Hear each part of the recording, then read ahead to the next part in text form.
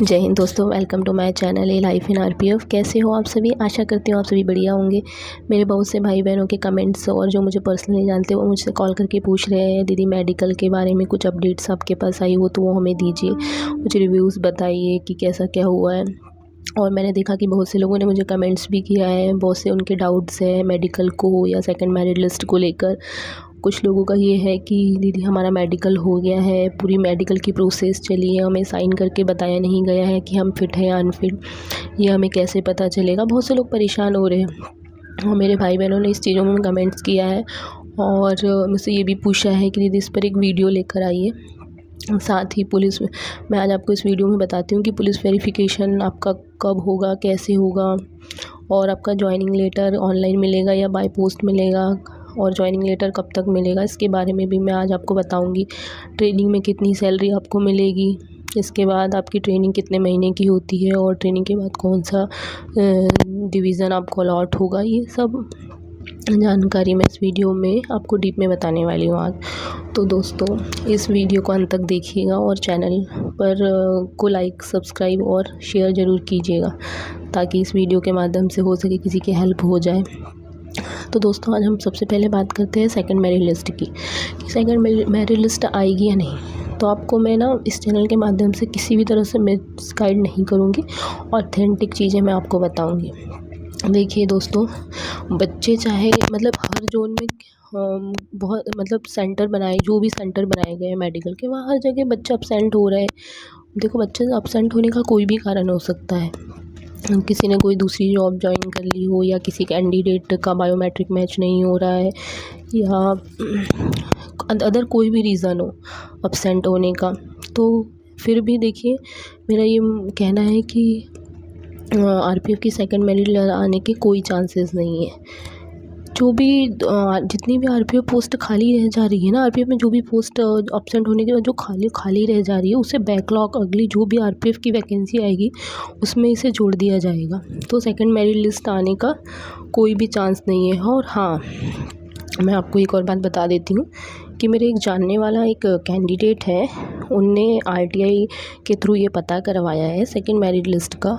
तो उसमें ये बोला गया है कि ऐसा सेकंड मेरिट लिस्ट का अभी तक ऐसा कोई भी प्रावधान नहीं है। हाँ, अगर भविष्य में इस पर विचार करे गवर्नमेंट या इस मुद्दे को लेकर कोई आवाज़ उठाए तो रेल मंत्रालय या रेल मंत्री जी द्वारा कोई आदेश जारी हो सकता है और सेकंड मेरिट लिस्ट जारी हो सकती है। तो मेरे जो भी भाई बहन कुछ पॉइंट में रह गए तो उनका सिलेक्शन हो जाएगा। तो इससे बढ़िया बात मेरे लिए क्या होगी, मुझे भी बहुत खुशी होगी। हाँ, सेकंड मेरे दोस्तों का जो था कमेंट आया था वो ये था कि दीदी हमारा मेडिकल हुआ है तो हमें फ़िट या अनफिट नहीं बताया गया। तो दोस्तों मैं आपकी इन्फॉर्मेशन के लिए एक बात बता दूं कि रेलवे के मेडिकल में फ़िट या अनफिट जैसी रिपोर्ट को कॉन्फिडेंशियल रखा जाता है, मतलब गुप्त रखा जाता है। उसकी जो भी रिपोर्ट होगी मेडिकल बोर्ड या रेलवे हॉस्पिटल के द्वारा आपके डिवीज़न को भेज दिया जाता है। डिवीज़न के बाद जो क्या होता है कि जोन में भेजा जाएगा। जोन में से जो आपका मतलब जैसे आप फिट हो गए हो तो आपका नाम ट्रेनिंग के लिए निकल आ जाएगा। फिर आपको ईमेल या पोस्ट के माध्यम से बताया जाएगा कि आपकी ट्रेनिंग अब यहाँ होने वाली है।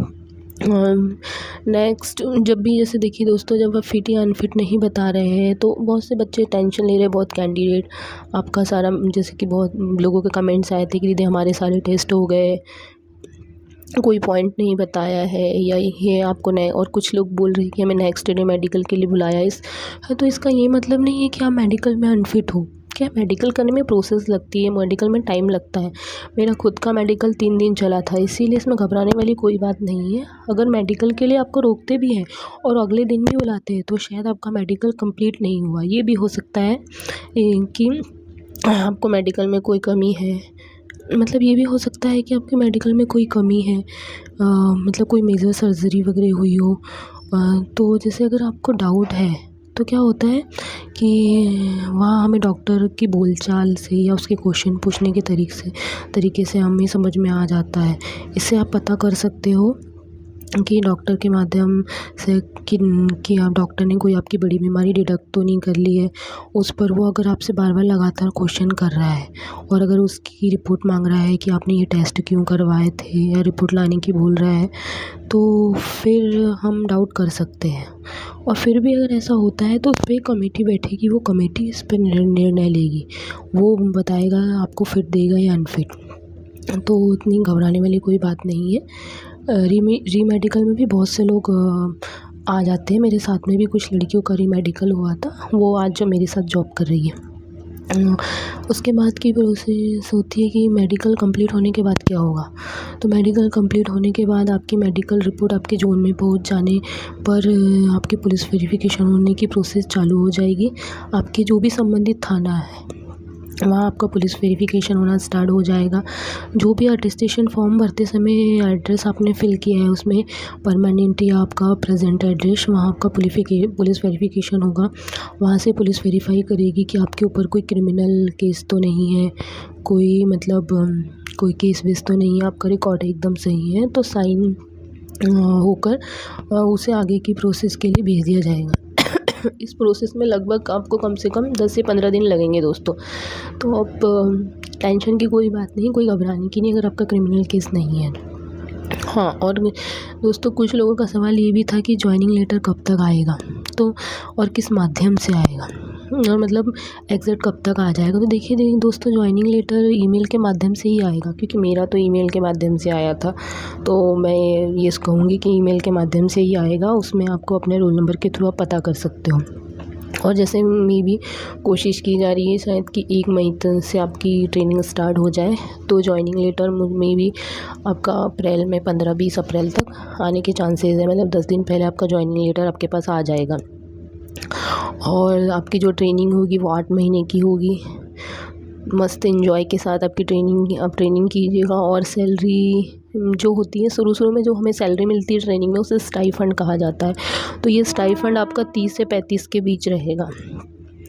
मैं एकदम परफेक्ट तो नहीं बता सकती हूँ, कम तो नहीं होगा, 30 से 35 से ज़्यादा ही हो सकता, एक्सपेक्टेड बता सकती हूँ कि इतना होगा। और दोस्तों, मेरे द्वारा दी गई जानकारी अगर आपको अच्छी लगती है तो मेरे चैनल को लाइक, शेयर और सब्सक्राइब कीजिए। आपसे रिक्वेस्ट है दोस्तों कि मुझे सपोर्ट करोगे आप, तो मैं आपकी जो भी नेक्स्ट प्रोसेस है उसको लेकर वीडियो ज़रूर लेकर आऊँगी। तो मेरे साथ बने रहने के लिए धन्यवाद आपका। जय हिंद दोस्तों।